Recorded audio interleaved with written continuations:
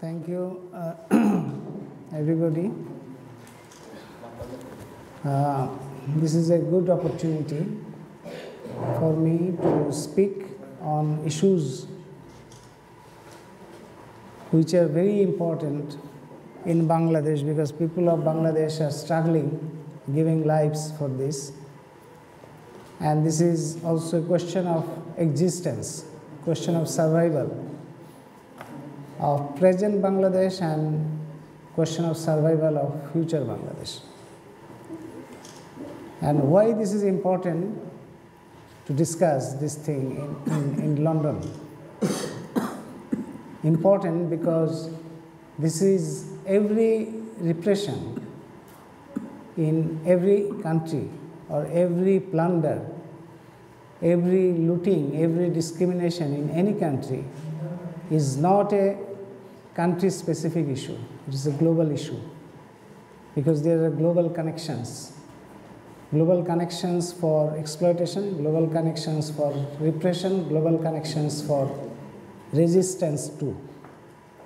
So we are discussing this in London in order to connect the problems and struggles in Bangladesh to the concern and attention and struggles in countries around the world, and especially Probashi Bangladeshi, those who are living outside the country, but those who live in other way in Bangladesh, think about Bangladesh, always dream about Bangladesh, always they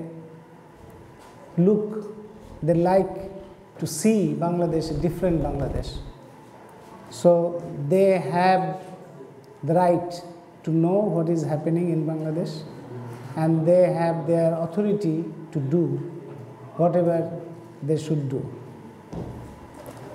In brief, this is a presentation on energy, resources and power, and I think everybody will share, everybody will agree with me that the energy resources, issues regarding energy resources is very vital for any country and even for the world. Even today, all violence, conflicts, bloodshed, genocide, occupation, war, everything is going on. You will find that energy is central there. So let me start my presentation, which I will try to give an outline of the situation in Bangladesh.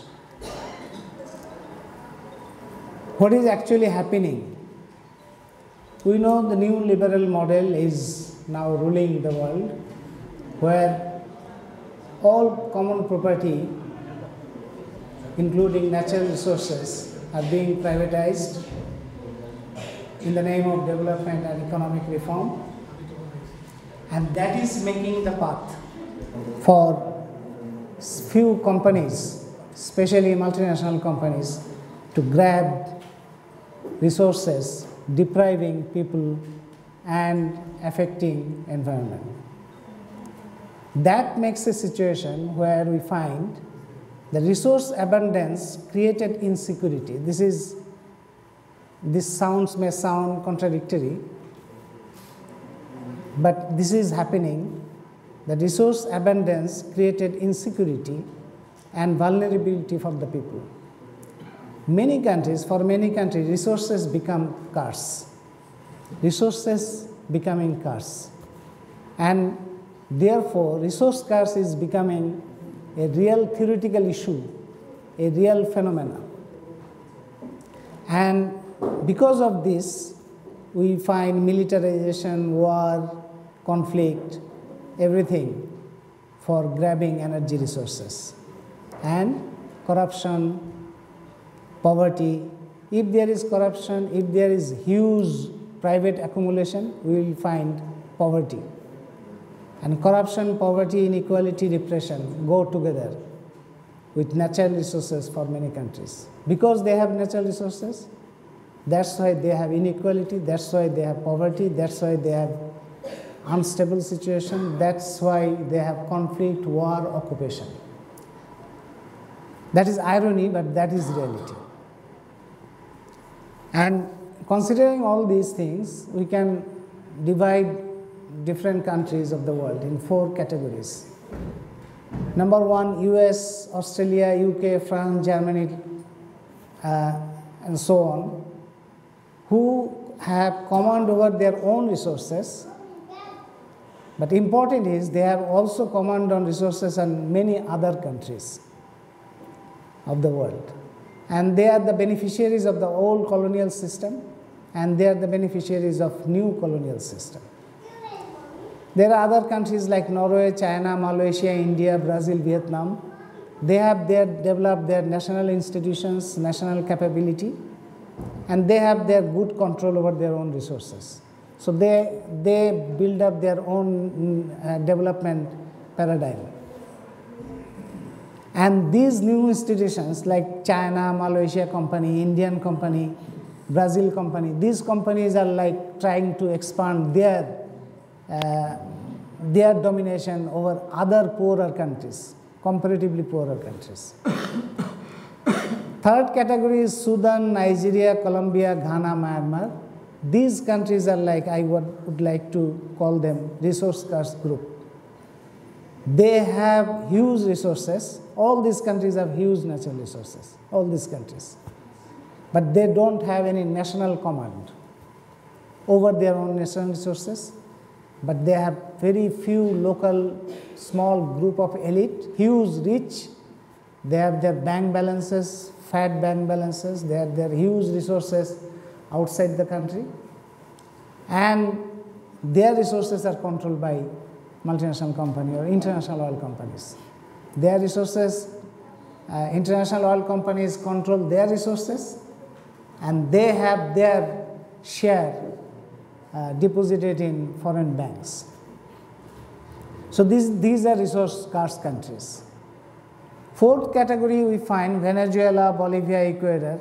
These had been in resource scarce group at one point, but they are not trying. I will not say that they are successful yet, but they are trying to build new direction by changing their political policies, political system, and they are struggling. Still today they are struggling. Their struggles are going on. They have revised many international contracts. In some cases they were defeated, some cases they won, and they tried to build new institutions. They are like struggling to coming out of resource scarce group. Their struggles are going on, and very powerful struggles. And in this context, I would like to request you to keep in mind this context. In this context, where Bangladesh stands and what is Bangladesh potentials, I find as a student and as a citizen of Bangladesh, and many years I try to find that answer. What is the root cause of poverty and backwardness of Bangladesh? I don't find any reason why Bangladesh is so poor. Resource-wise, there is no reason. Bangladesh has huge resources and multiple resources, multi-dimensional resources. Bangladesh has population, huge population, and Bangladesh, small country, per square kilometer population density is very high. That is presented as very huge problem. I don't find this as a problem if that is dealt with a very planned way. One of the most fertile land is in Bangladesh. Bangladesh has most fertile land. Agriculture is the main livelihood, you know, but agriculture in GDP sense, agriculture is now coming down below 15%. Bangladesh has huge, very rich water system, underground and surface, very rich water system. And because of this water system, Bangladesh land is very fertile. So water system, water resources, we must remember that water resources is very vital for Bangladesh, and we cannot take any development project which can destroy or which can affect these water resources, underground or surface waters. Water resources is very important, and many countries, we can look at many other countries, we will find that this is unparalleled. And industrious and creative workforce, we know that how people are surviving in Bangladesh despite their very low income, despite their hard work. People are surviving because of their innovative ideas, because they are industrious, they are creative. In addition to water resources and land resources, Bangladesh has additional oil gas resources in onshore and offshore. Coal in the northern area, and eastern side is gas resources. Despite all this, Bangladesh is trapped in cycle of poverty and vulnerability and political instability, repression. You know about all these things. These are all result of all these.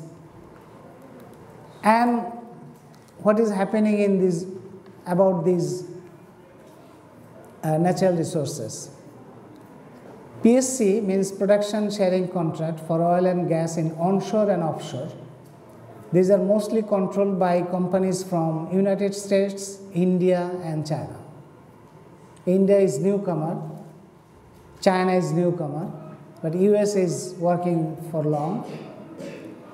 For the coal resources in northern Bangladesh, the groups, beneficiaries groups or interest groups or lobbyist groups from the United States and United Kingdom, they are very active. Coal-fired power plant in Greater Sundarban and Cox's Bazar, they are controlled by and dominated by India, China and Japan. And nuclear power plant in densely populated area in Rupur, that is by Russia.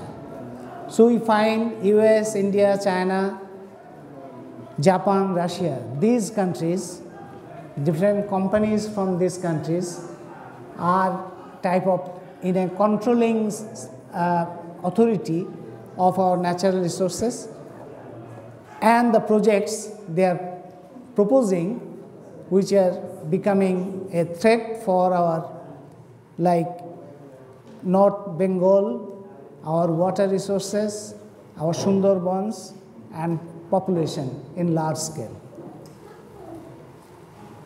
But Bangladesh started well after 1971 Liberation War. In 1974, a national institution was formed, Petrobangla, and in 1975, gas fields from Shell were bought, and national exploration, power generation agencies, geological survey, these all institutions were working well. And Petrobangla was producing 100% gas for Bangladesh, and PDB was producing 100% electricity until mid-90s. And electricity was very cheap, gas was very cheap, and national workforce was growing, national capability and human capability, technical knowledge, technical ability, all things were growing, but that could not continue. New development paradigm or mantra took over in 1990s. It started in 1980s, and by 1990s it took over. How? You see, that was not about. Sometimes, often we hear that Bangladesh corruption is a problem. Main problem of Bangladesh is corruption. I don't fully agree, because the corruption is not the cause of the problem. Corruption is the outcome of the problem. Main reason of the problem is the policy and the paradigm. The policy created corruption. Where comes this policy? It is here is an example. World Bank, our friend, philosopher, and guide of our ruling class, that had the policy, energy policy, which became the main energy policy of Bangladesh since 1980s. What was their argument? Just I would like to read it for you. The bank's policy. The bank's oil, gas and mining policy division, through an integrated set of services, loans, technical assistance, whenever they give loans or service or technical assistance, these are very cunning words, guarantees, knowledge products. Why they give that? They give that in addition to advice on legal, fiscal and contractual issues, regulation sector. Why? To restructuring and privatization of the sector. To restructure and privatize. Why that is privatization and restructuring? Why people will accept that? Why the country like Bangladesh will accept that? The main argument from World Bank is this privatization and restructuring would help state enterprises transition to private sector, transition to private sector, and reducing that will reduce the drain on the public sector. So that will reduce the burden of public sector. In other words, that will reduce public debt, that will reduce people's burden, that will help people's more income, lowering cost of production. So that will make cheaper products. So that will give cheaper electricity, that will give cheaper coal, that will give cheaper gas, and will provide a level playing field that encourages entrepreneurs to enter a competitive market. So very simple and very attractive proposition that if you privatize your natural resources, you will save huge money from public exchequer, and you will find the services comparatively cheaper. So why not accept that? Everybody will accept that. I will accept that if that is the case. But that is not the case. Just opposite the case. You will find their policy, their argument, and what is happening, actual happening. In 1982-83, World Bank came up with a development scheme, energy sector reform, and in following that strategy, by 1993, signing of production sharing contracts began, and 1994 coal contracts began. All these contracts were secret.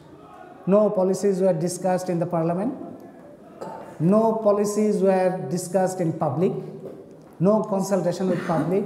Nothing was published in the newspaper until a people's protest grown. Until recently, after national committees, movement, etc., now government is forced to open their documents.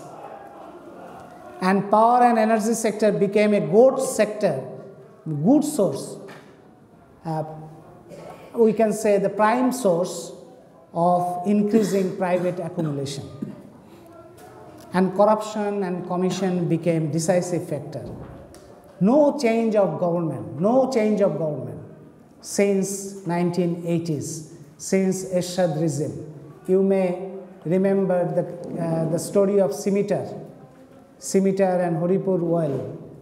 Since that time, no change of government changed this policy and changed this scenario. This increasing corruption, increasing commission is a very lucrative sector for making money for policymakers, consultants, commission agents, and the multinational corporations. So Bangladesh divided into blocks. Bangladesh became blocks for PSCs with international oil companies or multinational companies, and this FDI, the glorified foreign direct investment. Everything it is, we often hear that foreign direct investment is a key to development, key to our progress. But what was that foreign direct investment? Production sharing contracts were signed with multinational company to purchase gas at average. This is the price of early 1990s, not now. This is much more now. To purchase gas at average 250 taka from multinational company, when it was possible to buy 25 taka from national companies. National companies could produce 25 taka, and foreign direct investment was, for foreign direct investment, the contract was that we would buy 250 taka for same amount, so 10 times. PSCs were signed to purchase its own gas by costly foreign currency, and policy was taken to bring IOCs or foreign national company to explore gas when BAPEX, the National Exploration Agency, had the ability to do the same. Rich blocks in eastern side, rich block, if you look at the Bangladesh map, rich block in the eastern side, all were awarded for international oil companies. And common property, these are all common property. I would like to define common property. These natural resources are common property, means these are property of common people. This is not to be privatized. So these are common property has been turned into private property. These are 1990s, all these production sharing contracts. Can Energy, Occidental, Oakland, United Meridian in 1997. These are all PSCs during 1990s. And this is PSC 2008. These are in Bay of Bengal with ConocoPhillips. 100% export opportunity for ConocoPhillips. Bangladesh share not more than 20%. These are all in the document. Bangladesh signed that document, that Bangladesh will not be allowed to claim more than 20% of gas explored. Production limit is relaxed for the company, and ConocoPhillips, we know about ConocoPhillips, that has very bad record about blowout and accidents, but there was no compensation conditions. And PSC 2012, the conditions were revised. PSC 2012 conditions revised to make things worse for Bangladesh. Import price, gas price was almost import price. So all these, the PSC 2012, this revision took place to make things worse for Bangladesh. And after maritime settlement, you know about maritime settlement with Myanmar and India, and we are happy about all these things, and there were celebration of maritime victory for Bangladesh. But the question is, the victory, who will enjoy this victory? Who will get benefit from this victory? When we see that government is busy for signing contracts with multinational company, and multinational company, all the lobbyists from multinational companies are busy to make their contracts more attractive, then things are clear that all these maritime settlement are clearing the path for huge distribution all our Bay of Bengal resources among multinational companies. So ultimately multinational companies are the real beneficiary of all this maritime settlement. So that is and government is offering, and the state minister for power is publicly saying that we will make these contracts more attractive. We will give attractive package, akoshoniyo package. We will offer akoshoniyo package for multinational company so that they come and sign contracts for exploring this gas and oil. So what is happening? What is the result? Result is just the opposite what World Bank was proposing. Cost of production, instead of reducing cost of production, we find cost of production of gas and electricity increased by 10 to 30 times. 10 to 30 times, not 10 to 30%. World Bank claimed that it would reduce cost of production. But we find actually that cost of production of gas and electricity increased by 10 to 30 times. And fiscal deficit increased every year. Every year, fiscal deficit is increasing. Instead of saving public money, drainage and corruption increased manifold. And in the last few years, only one example, one multinational company received 180 billion taka by selling gas to government of Bangladesh, which could be purchased by 20 billion taka from a national company. National agencies were made marginalized, and there are huge activities from Petrobangla and Ministry to make BAPEX and other organizations a subcontractor of multinational company. So Bangladesh, vision of Bangladesh is not making BAPEX a national powerful institution, but to make this subcontractor of multinational company, Indian company or US company or Chinese company. So erosion of national capability is the result. And you will find this number, a clear number, arguments behind bringing multinational company, reducing public expenditure, cheaper service and more efficiency. And what actually happened? Every year,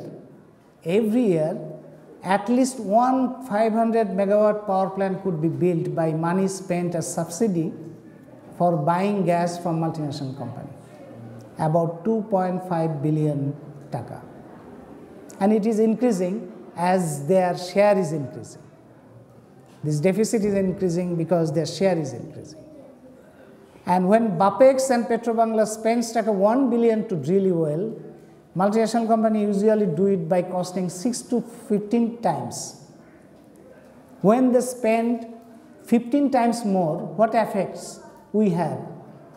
Because of their increased or much more inflated expenditure, the cost of production increases and price of gas and price of electricity increases. And big blowout, Magurchara and Tangratila, that was also done by this efficient multinational company, not by national agency.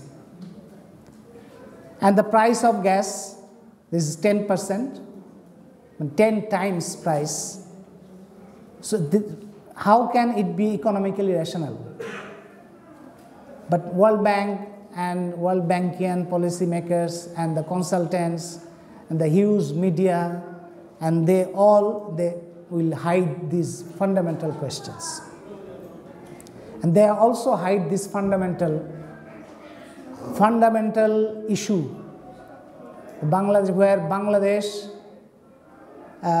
US and Canadian company had to did not repay $5 billion US as compensation.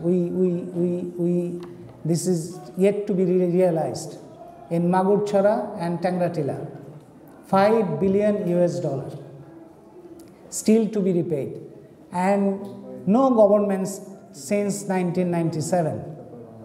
Since 1997, no government.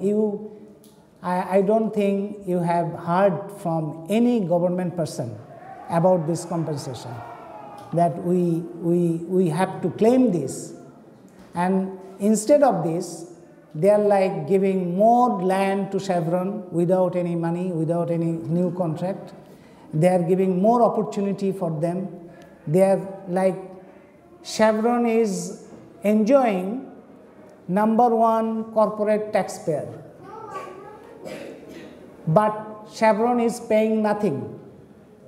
How is it possible? Corporate tax, Chevron is paying nothing, but they are awarded as highest corporate taxpayer because Petrobangla is paying corporate tax on behalf of Chevron.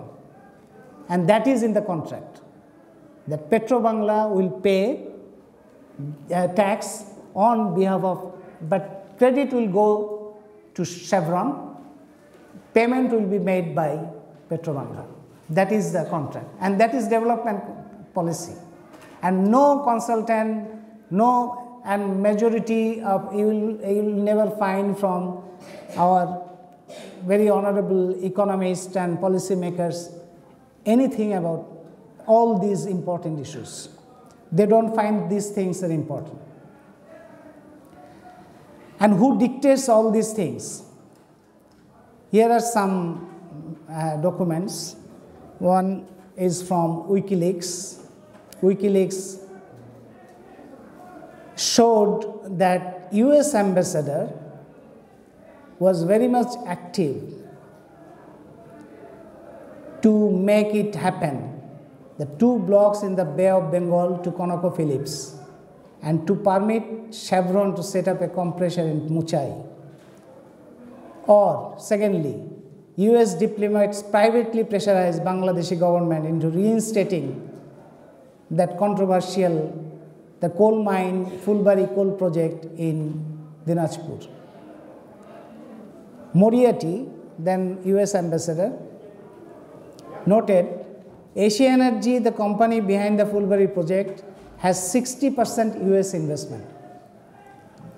That's why US government is important, interested in making this open pit mine. And US advisor, Bangladesh Energy Advisor agreed to all these things, to this US ambassador. And here is another British government's position. It is a parliament document, Under Secretary of State, saying, we have provided support to GCM through the British High Commission in Dhaka. They have lobbied to ensure that the government of Bangladesh take the company's interest into consideration and not prohibit open cast mining. So British government and the US government, they are like paying their taxpayers' money to serve some company's interest, not their people's interest. Their companies, some company's interest to destroy a country's ecology and resources.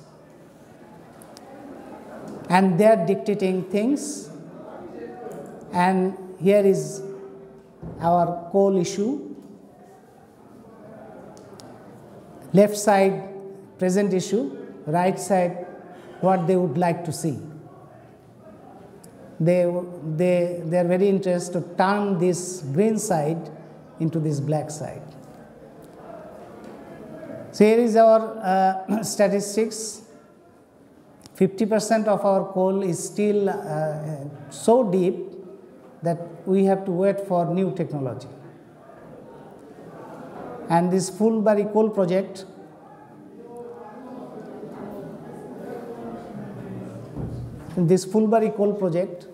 it is also a huge, it was also a very secret arrangement. In 1994, Australian company got the license.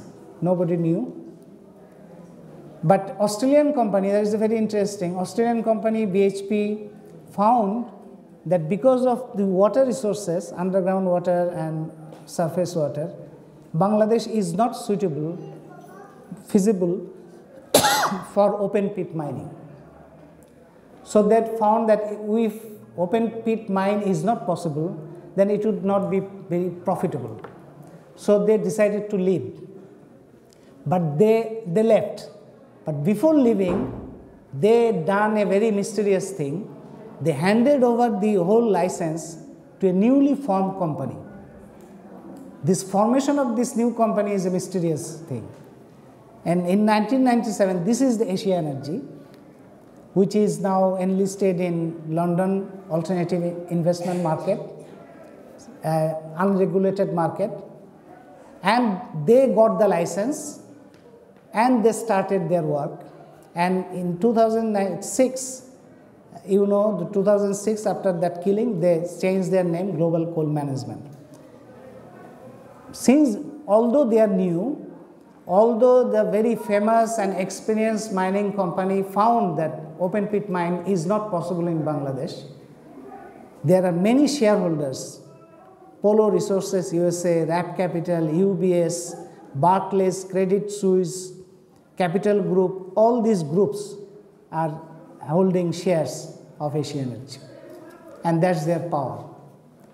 And according to the contract, the Bangladesh only 6% royalty, 75 to 80% of the coal was planned for export through Sundarban mangrove forest. The Sundarban, at the cost of Sundarban and at the cost of water resources and a fertile land and millions of people, they were planning to take this coal in exchange of only 6% royalty to Bangladesh. That was a development project pushed by US government, UK government, and World Bank, Asian Development Bank, and all the big consultants and big economists and media. What was the cost for Bangladesh? 3 crop, highly fertile land area, destruction of rivers, canals, water bodies, fish farms, and the open pit opposing open. Why to oppose open pit? There are very fundamental questions, fundamental issues involved in opposing open pit in Fulbari. Number one, huge number of people directly affected, would be directly affected. Number two, dewatering, the huge dewatering. And number three, the groundwater depletion for larger area in North Bengal.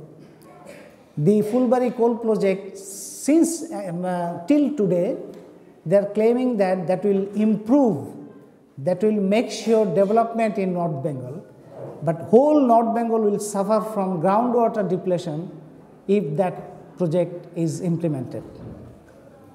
And that will seriously affect the whole food production system for the whole country and will affect food security. So food security, human security, and because they were planning to export 80% of coal, also energy security. All three, human security, food security, and energy security, all things were sacrificed to give huge profit to certain companies and consultants. And people saved this, people saved the country, not only Fulbari, not only North Bengal, people saved country from this disastrous, unthinkable project, and forced government to sign contract, the Fulbari agreement, by giving their lives. And the main points of the Fulbari agreement was that Fulbari coal project will be scrapped, Asia Energy will be ousted from the country.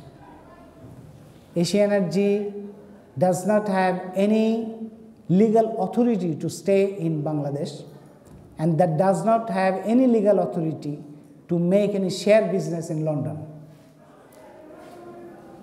Number two, no open pit mine will be allowed anywhere in the country, because Bangladesh is not at all suitable for if open pit mining goes, Bangladesh will collapse. because of the destruction of water resources. Number 3, mining method and other steps for coal development and utilization will be taken after proper consultation with the people, keeping national interest intact. So people's consultation, public consultation is vital, a condition. In following years, many governments, including emergency government, military-led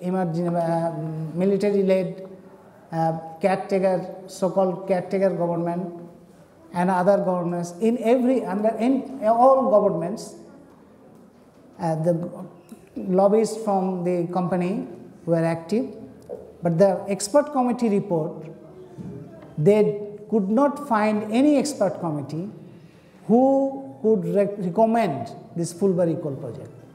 There are 3 expert committees till now: Professor Nurul Islam Committee in 2006, Professor Abdul Motin Patwari Committee in 2008, Musharraf Hussain Committee in 2012. All these 3 committees, they opined against, they gave clear opinion against Fulbari coal project, and they categorically said this project is technically not feasible, environmentally leads to catastrophic consequences, and socially, economically disastrous. All these experts commit. A latest report categorically said this open pit mine requires large area for dumping overburdens, there is damage to environments, loss in agricultural products, and the pollutants, the huge catastrophic consequences. They elaborated page by page after pages. Even after people's verdict, expert opinion, and Fulbari agreement, corporate alliance is still active. Prime Minister herself, Prime Minister Sheikh Hasina, in 2006, the Prime Minister Khaleda Zia signed, on behalf of Prime Minister Khaleda Zia, Fulbari agreement was signed, and opposition leader Sheikh Hasina gave full support to Fulbari agreement and alerted the government of Khaleda Zia that you must implement this Fulbari agreement. If you not implement this Fulbari agreement, that will be grave consequences. And if we go to power, we will fully implement this Fulbari agreement. This was commitment by Sheikh Hasina in 2006. And even in 2012, as Prime Minister, Sheikh Hasina said, open pit mine is not feasible in Bangladesh. That will damage agricultural land, that will damage our water resources, that will damage people's livelihoods and living. So we will not go for that. We will wait for new technology. Even after that, we see that Asia Energy is still active. Asia Energy is making business in London and giving promises to shareholders that we are coming, and some ministers are like lobbying for new agreement and opening space for Asia Energy. The question remains, so who is running the country? Who is ruling the country? Whether Prime Minister Sheikh Hasina is incapable, or whether she does not have, either she does not have any authority over her own government, or she is like making people fool. Either one. So either we are saying that GCM is like playing things, but in 2012 and 2013, people showed in Fulbari that spirit of resistance is still very active, and government in 2012 tried to give space to Asia Energy by imposing 144, bringing police from 10 thanas. But people challenged that and break that 144, and the police fled from Fulbari, and that proved that resistance is still on. The company lobbyists have been spending money for mobilizing corrupt politicians and media, drug addicts, mafia, armed from fraudulent share business in London. That's why this discussion in London is very important. That's why the people living in here from Bangladesh and also from other countries have responsibility to say that GCM is making a fraudulent share business and making fool their shareholders, and they have no authority to make this business. And this money is being spent for hiring drug addicts, hiring killers, hiring different type of corrupt politicians to make their project on the disastrous project. Therefore, people's demand is full agreement, implementation of Fulbury Agreement.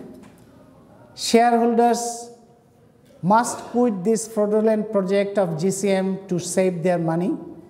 Government must implement Fulbury Agreement to earn their credibility. Mercenaries must stop lobbying for plunderers to save their skin. These are the main spirit of the country. So Sundarban is another issue. Sundarban is threatened by Fulbury coal project and also threatened by another coal-based power plant in Rampal. The Sundarban is world's largest mangrove forest, now is in danger because of these projects. Sundarban their importance of Sundarban, we know there are multi-dimensional reasons for fighting for Sundarban. This is a World Heritage Site. This World Heritage Site, this is the largest mangrove forest, and within 14 kilometers of that highly sensitive largest mangrove forest, coal-based power plant is being planned, and they started building the site. It is a Sundarban Reserve Forest, and planned location is only 14 kilometers. If you consider buffer area, then it is 4 kilometers, only 4 kilometers. Government is giving a blind eye to another one, that is from NTPC, Indian company, National Thermal Corporation, and NTPC. And after that, government is giving a blind eye to Orion Power Plant. There is a Bangladeshi company to plant another power plant. Government is not happy to set one Rampal power plant, another Orion power plant that is nearer to Sundarban. That is 11.83 kilometers. This is from Google Earth map, Rampal site and their nearest site of Sundarban, Orion site and Rampal site. So this is 12.11 kilometers. The serious concern is all these processes are very non-transparent. The contracts are very unequal, and years before environmental impact assessment was done, land acquisition and other things were done. So these minimum requirements like environmental impact assessment and other things, these are all becoming a cosmetic things. And here is expert opinion. Experts are very much clear that if these power plants are done, Sundarban will not survive. It is not possible to, Sundarban will not have this, the producing and reproducing capacity of Sundarban will be hugely affected. And it is the important point is India itself is violating Indian law. In India, under Indian law, Indian Ministry of Environment and Forest in August 2010 clearly states the locations of thermal power stations are avoided within 25 kilometers of the outer periphery of the following: metropolitan cities, national park, and wildlife sanctuaries, ecologically sensitive areas like tropical forest, biosphere reserve, important lake, and coastal areas rich in coral formation. This is Indian law. An Indian company is establishing it, is building a plant within 14 kilometers of Sundarban ecologically sensitive area. To avoid this law, in environmental impact assessment, Sundarban was shown as residential area. In initial environmental impact assessment, it was shown as residential area. And this year, on 13 March 2014, Indian Green Tribunal Principal Bench suspended NTPC, this NTPC project in Karnataka, for giving wrong information about location, no consultation with local people, and hiding adverse effect of the project. In Rampal, they could be charged for more wrongdoing. They are doing more wrong things, giving more wrong information, and breaking their own Indian law. And it is surprising to see that this is the largest mangrove forest. This is the World Heritage Site. Even then, the international response is very poor. Why Sundarban is so important for us? For many reasons. The main reasons are: it is very rich in biodiversity, single largest mangrove forest in the world, huge natural safeguard against frequent cyclone in Bangladesh.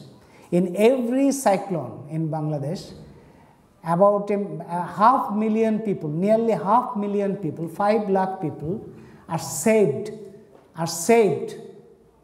because of Sundarban. So if there is no Sundarban, you are like throwing about 500,000 people into a death risk, straight. So this is a natural safeguard or natural protection system that will be destroyed. And Sundarban saves millions of lives, their properties, and their non-human lives. Sundarban provides livelihood to million people. And this is my question: when World Heritage Site and world largest mangrove forest under attack, UNESCO and international environmentalists, many of them are still remain silent. I suspect that there is corporate connection involved here. But people of Bangladesh are not sitting idle. They are trying their best to stop this project, at least to record their protest. Here the main message, the Bidyut Utpadoner bohu bikolpo ache, Sundarbaner kono bikolpo nai. There are many alternatives for power generation, many alternatives, but you don't have another Sundarban. Even if people try to build another Taj Mahal, it is possible, but people will not be able to build another Sundarban. And our main focus was in the long march, main message that Sundarban saves us, Ashun Sundarban Raksha Kore Amra Tar Rin Shod Kori. So that was, the people's struggle is still going on, and government is still active with the plant.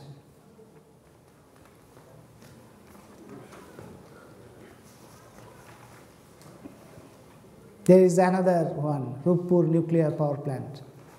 Lack of transparency, total dependence on foreign company, and Podda river will be another risk.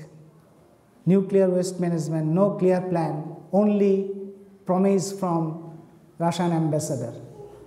We'll manage it. We'll take it to our country. We'll take all nuclear waste to our country. How they will carry this nuclear waste from Ruppur to Russia? No clear-cut planning. And another very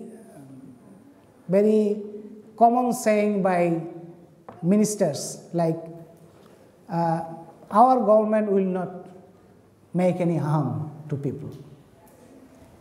Trust us, we will not make any harm to them. And there is an economic burden for loan and equal deal. So these are main areas I discussed so far. So now anybody can make a question. So what is the answer to real problems? Real problems means how we will get power, electricity. Electricity is a problem. So how we will get power? So the question is it really inevitable to destroy our water resources, people's lives and livelihood, violate human and non-human rights, destroy food security, human security, increase national burden to get power solution? It is really inevitable.